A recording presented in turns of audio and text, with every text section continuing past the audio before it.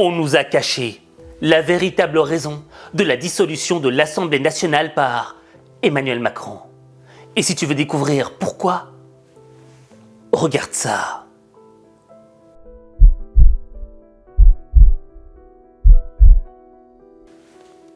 Historique. Défaite historique d'Emmanuel Macron lors des élections européennes. Il perd avec la moitié des points par rapport au Rassemblement national.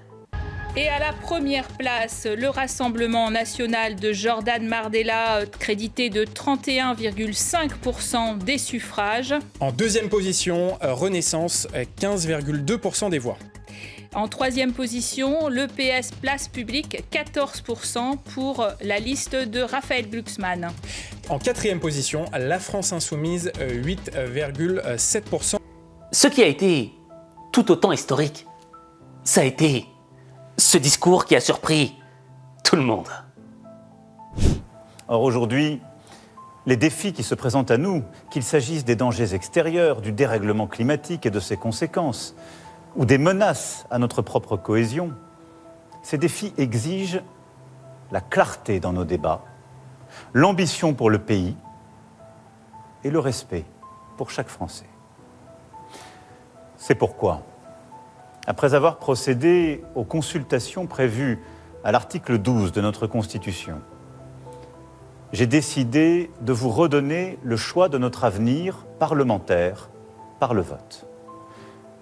Je dissous donc ce soir l'Assemblée nationale. Je signerai dans quelques instants le décret de convocation des élections législatives qui se tiendront. Ma première réaction, c'était le choc. Je comprenais pas. Pourquoi prendre autant de risques à dissoudre l'Assemblée nationale? Et même au sein de son propre gouvernement, le Premier ministre Gabriel Attal n'a pas digéré cette décision brutale. Anne-Sora Dubois, on vous retrouve en direct de Matignon. Anne-Sora Dubois, vous nous racontez les coulisses, vous nous révélez ce matin que jusqu'au bout, hier soir, Gabriel Attal, le Premier ministre, a tenté de convaincre Emmanuel Macron qu'il ne fallait pas dissoudre. Oui, c'est le signe que vraiment cette décision a été une surprise jusqu'au bout, y compris pour le Premier ministre. Gabriel Attal a tenté lui-même, on peut vous le confirmer ce matin, c'est bien une information BFM TV, de dissuader Emmanuel Macron en apprenant sa décision de dissoudre l'Assemblée nationale. Je suis le fusible, a dit Gabriel Attal à Emmanuel Macron, fais jouer mon rôle de fusible. En clair, ce qu'a voulu dire Gabriel Attal, vous le comprenez, c'est un échec électoral, je démissionne, je suis le chef de la majorité, je démissionne, mais pas besoin de dissoudre l'Assemblée nationale. Non, lui a répondu Emmanuel Macron, tu es le meilleur pour mener la campagne. Fin de non-recevoir. Donc surprise totale pour ce coup de poker du président jusqu'au Premier ministre qui a donc tenté hier soir jusqu'à la dernière minute de le dissuader sans succès. Désormais, Gabriel Attal a donc, vous le comprenez, une campagne à mener. Il est à Matignon en train de s'y préparer. Et là, il y a la question. La question qui vaut 20 millions de dollars qui se pose. Cette question qui a laissé les experts politiques sans voix. Pourquoi? La question c'est pourquoi? Pourquoi avoir pris une telle décision? Eh bien, je te propose que l'on voyage dans la tête d'Emmanuel Macron. Et sous l'angle de l'IE, l'intelligence émotionnelle, tu vas découvrir une réponse qui aura l'effet d'une baffe. Alors, regarde ça. Pour commencer, on va analyser le body language d'Emmanuel Macron. Qu'est-ce que tu vois? Tu vois un homme qui est figé, crispé.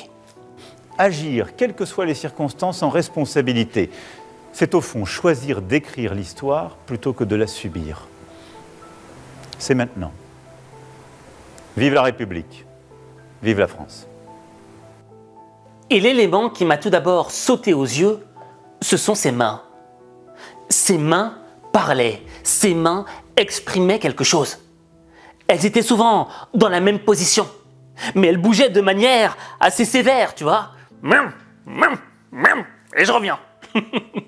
Pour notre Europe, pour la place de la France en Europe et dans le monde.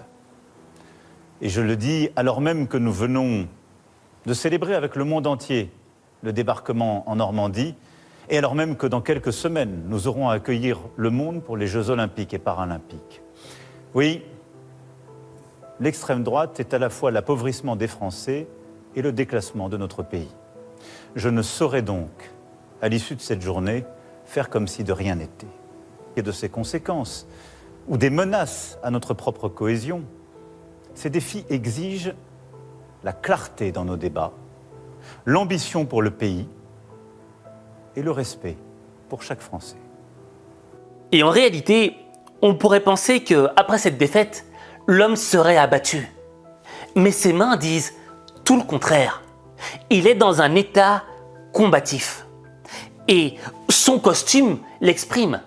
En général, Emmanuel Macron, il porte un costume bleu ou un petit peu gris, des couleurs un petit peu claires. Sauf que là, il porte du noir et du blanc. Et beaucoup l'assimilent aux couleurs du deuil. Mais c'est pas ça. J'ai travaillé avec une experte spécialisée dans les couleurs.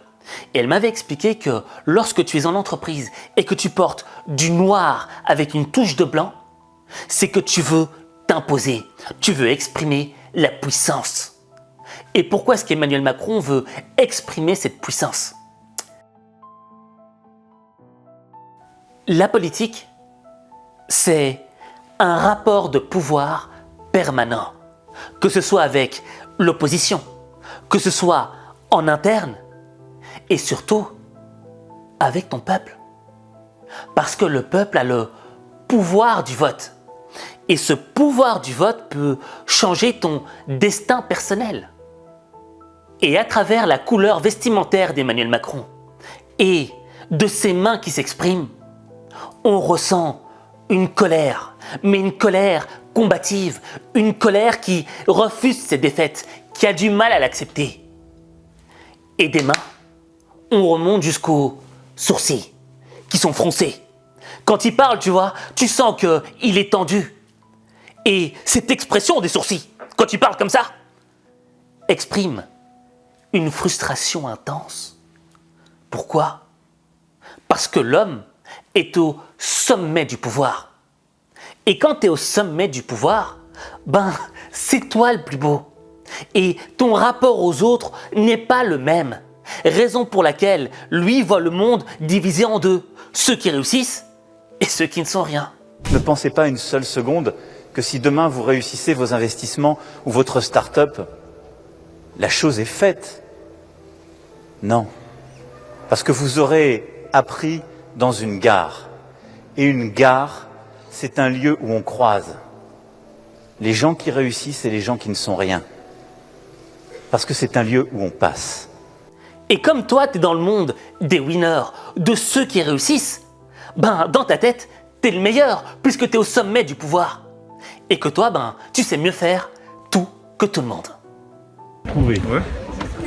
Vous êtes inscrit à Pôle emploi ? Ouais. Ouais, pour l'emploi, il y a ça tout. Et vous Non. Il n'y a rien. Et j'ai beau envoyer des CV de motivation, ça fait rien. Mais vous voulez travailler dans quel secteur ? De base, je suis horticole et j'ai envoyé partout dans les mairies, ils ne prennent pas. Mais si vous êtes prêt et motivé, dans l'hôtellerie, le café, la restauration, dans le bâtiment, il n'y a pas un endroit où je ne dis pas qu'ils cherchent des gens. Pas un. Ouais, Non mais c'est vrai. Donc si vous êtes, il y a des métiers qui nécessitent des compétences particulières. ouais, je sais. Quand les gens les ont pas, on les forme, c'est pour ça qu'on investit. Mais après, il y a des tas de métiers. C'est aussi. Vous voyez, honnêtement, hôtel, café, restaurant, je traverse la rue, je vous en trouve. Il y a simplement des gens qui sont prêts à travailler avec les contraintes du métier. Ouais. Moi, Moi, personnellement, ça ne me pose pas de problème. Mais je donne perdez mon pas de CV, temps à il m'écrire à me moi, hein. rappelle jamais. Non, mais Vous faites une rue là, vous allez à Montparnasse par exemple, vous faites la rue avec tous les cafés, les restaurants. Franchement, je suis sûr qu'il y en a un sur deux qui recrute en ce moment. Et c'est ça, le danger du pouvoir. C'est que le pouvoir est aveuglant. Il t'aveugle parce que tu es incapable de te remettre en question, d'avoir les pieds sur terre. Parce que tu es tellement courtisé par les gens qui sont autour de toi. Les gens qui sont autour de toi te font tellement croire que tu es un mec extraordinaire, que tu finis par y croire. Et que tu penses que tu es un être parfait, sans aucun défaut. Et le jour où tu fais face à un obstacle, où le peuple te dit non, t'as une frustration qui commence à monter. Et ça ressemble à quelque chose que t'as déjà vu dans ta vie.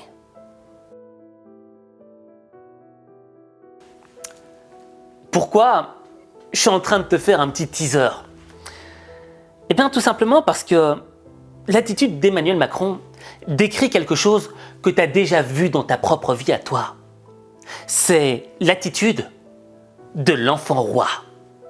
On en a tous connu dans nos vies. Un enfant pourri gâté, à qui on fait croire qu'il est le meilleur, à qui on donne tout, mais qui ne fait jamais d'effort dans sa vie. Et le gamin, il grandit en réclamant tout, sans ne jamais faire un seul investissement personnel. Et au fur et à mesure du temps, il a son ego qui commence à se gonfler artificiellement. C'est que du vent.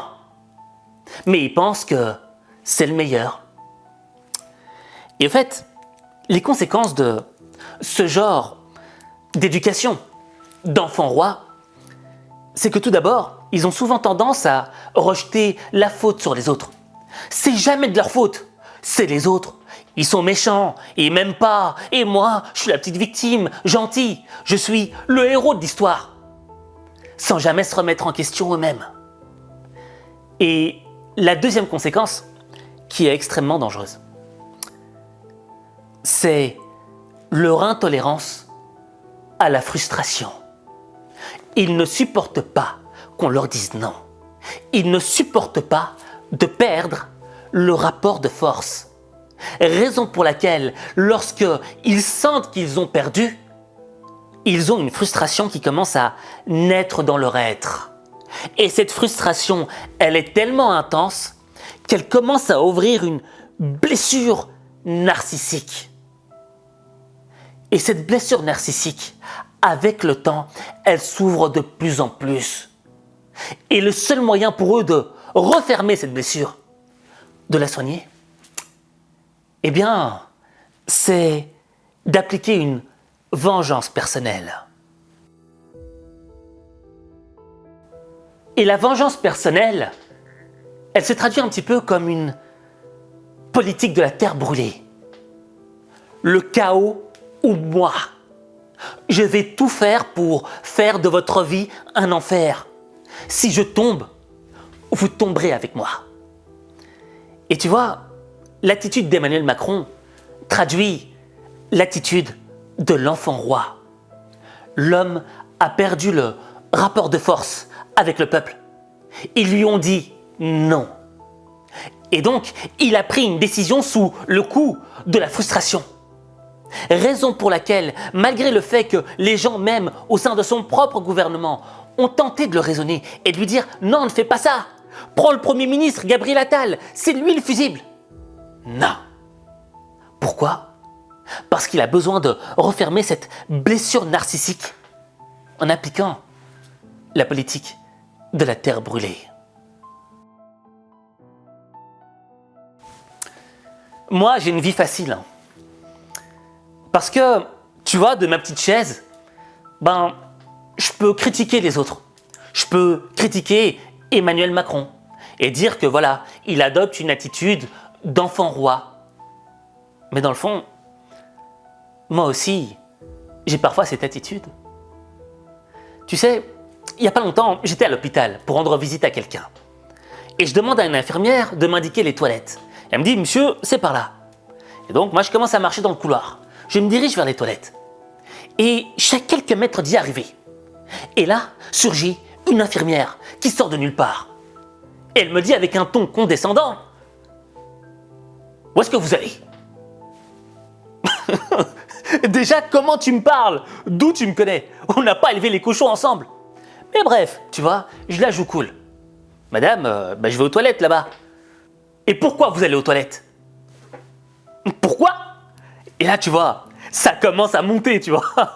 Et je lui dis, pour faire pipi. Elle me dit, non, vous pouvez pas y aller. Et je lui dis, comment ça, je peux pas y aller? Non, vous devez sortir et aller dans d'autres toilettes, je ne sais où. Et je pète un câble au fond de moi-même, tu vois. Et j'ai envie de lui répondre. Et je sens que je me maîtrise plus. Pourquoi? parce que j'ai subi une blessure narcissique. J'ai eu l'impression qu'elle m'a pris de haut, qu'elle m'a vu comme une petite merde. Et encore hier, je marchais dans la rue et il y avait un alcoolo. Et il m'a crié « Oh, un connard, qu'est-ce que tu veux, les trucs ?» Et malgré le fait que c'était un alcoolo, ça m'a touché. Et j'avais la haine. Et j'avais envie de lui courir et de lui sauter dessus. Et ça, c'est une attitude d'enfant roi. Parce que j'arrive pas à maîtriser mes blessures narcissiques. Et quand tu n'arrives pas à maîtriser cette blessure, tu as ce besoin de te venger. Pourquoi ? Parce que ça va te procurer une satisfaction. Sauf que cette satisfaction, elle est à court terme. Et dans le fond, elle ne te fait pas grandir. Au contraire, elle te rapetissit. Tu vois, elle te rend plus petit, plus con, plus enfant encore. Et ça, j'en ai pris conscience. Et je me suis dit, mais comment faire pour ne plus être un enfant roi ?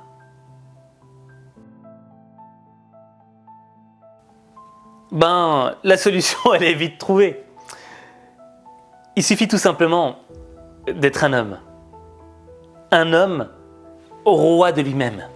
Et pour une femme reine d'elle-même. Qu'est-ce que je veux dire par là ? C'est que lorsque tu es adulte, tu t'empêches. Un homme, ça s'empêche. Et lorsqu'un homme s'empêche, il encaisse les coups. Il encaisse les blessures narcissiques. Certes, ça va le toucher, ça va lui faire quelque chose. Mais il va la refermer. Il ne va pas la refermer avec une vengeance personnelle. Non. Il va la refermer d'une manière beaucoup plus intelligente qui va le grandir. Je t'explique. Tout d'abord, pour être un homme roi de toi-même, tu dois transformer la frustration en une action positive. Et un des meilleurs moyens, c'est quoi ? C'est par exemple de faire du sport. Parce que cette frustration produit une énergie. Tu as envie de passer à l'action. Et généralement, l'action que tu as envie de commettre, elle n'est pas très noble. Raison pour laquelle il faut que tu transformes cette frustration en une action positive. Et une action positive, ça peut être faire du sport, ça peut être aller taper dans un sac. Moi personnellement, c'est ce que je fais. Quand je suis frustré, quand il y a quelqu'un qui a ouvert une blessure narcissique, je vais au sport et je commence à taper dans le sac de toutes mes forces. Et ça me fait du bien. Ça travaille mon corps, ça renforce mes muscles et je suis satisfait. Ensuite, le deuxième élément, c'est d'analyser à froid la situation. Parce que quand tu l'analyses sous le coup de l'émotion, tu comprends rien. Ton cerveau va dans tous les sens. C'est tes émotions qui te parlent. C'est pas ta raison. Raison pour laquelle il faut que tu sois posé après ton petit sport et qu'ensuite tu te dises pourquoi cette personne m'a dit ça ? Pourquoi cette personne a décidé de m'attaquer ? Est-ce que c'était justifié ou est-ce qu'elle l'a fait sans réellement en prendre conscience ? Et la dernière étape, qui est selon moi la plus importante, c'est de renforcer l'estime de toi-même. Et comment est-ce qu'on fait déjà pour renforcer l'estime de soi-même ? Un des premiers éléments, c'est de comprendre cette citation. Celui qui est maître de lui-même est plus puissant que celui qui est le maître du monde. Celui qui est maître de lui-même est plus puissant que celui qui est le maître du monde. Et ça veut tout dire. Tu peux être le maître du monde, mais si tu es incapable de maîtriser ta propre frustration, tes propres blessures narcissiques, tu vas aller droit dans le mur.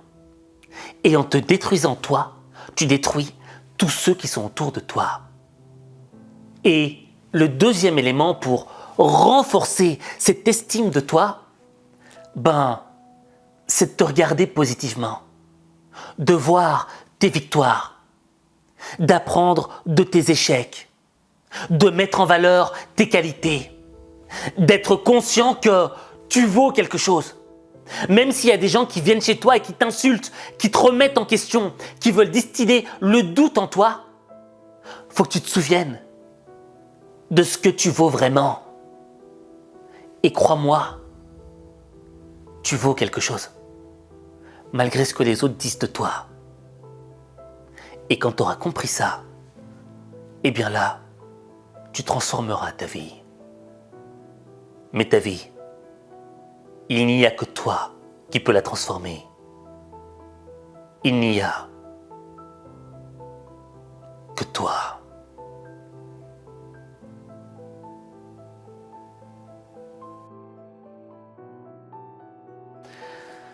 Comme je le dis toujours, on n'est pas là pour casser un homme, on n'est pas là pour casser Emmanuel Macron.